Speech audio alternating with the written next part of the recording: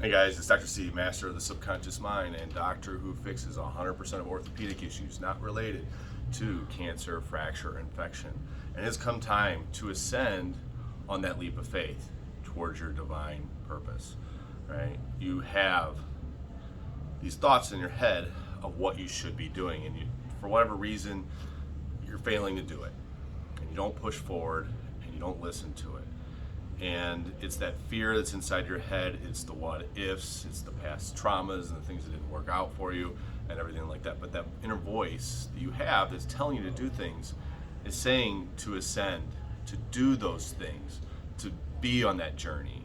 You have a deeper calling. That's why you're that's why you're unhappy. That's why you just stay in this energy of being unfulfilled, right? Playing it safe. And when you play it safe, the universe will, either you're going to make the change, the universe is going to do it for you. That's how it works. So the universe will create tower moments in your life, destroying your relationships that put you on your purpose if you don't do it yourself. It will destroy the business. It will cause you to lose money. It'll create health issues in your life to reawaken you to that divine calling that is there. So you have to, follow that. You have to open up that intuition. You have to open your heart and allow, because when you open that heart, God gives you the intuition to just move forward. He gives you the strength to just move forward, right? And when it's right. You will fight, you will do things, you'll get directed, because there's no such thing as rejection, it's just redirection. So I promise you, when you do that, you can't screw things up. When you follow the inner calling that you know is truth, you can't screw it up.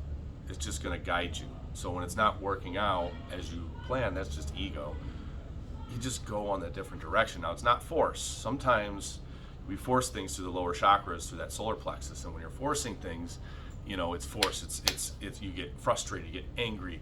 It doesn't work out, and it's just redirection. So you have to use that inner guidance of what's right, and are you living your actual divine truth and your purpose in life, right? What is your mission here? Because if you're following it, it's just redirection. But if it's just to fulfill the needs and wants of sex and money and escapism and travel to, show off or to escape the reality, what is the reason behind you doing these things? If it's just for those superficial things, that's not your divine truth, right? You're just escaping it, right? You're hiding it. You need the external validation to fulfill you.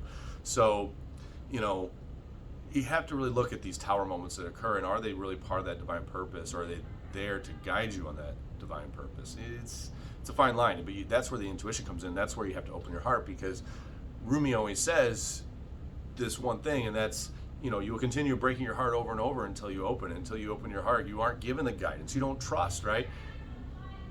You have to give the universe the trust to allow to come in, because when you trust, you set the intention and you forget about it. You're not concerned because you believe it, and you believe it to your core, right? You have that mind-heart coherence that's there, and the heart is a bigger attractor pattern than even the mind.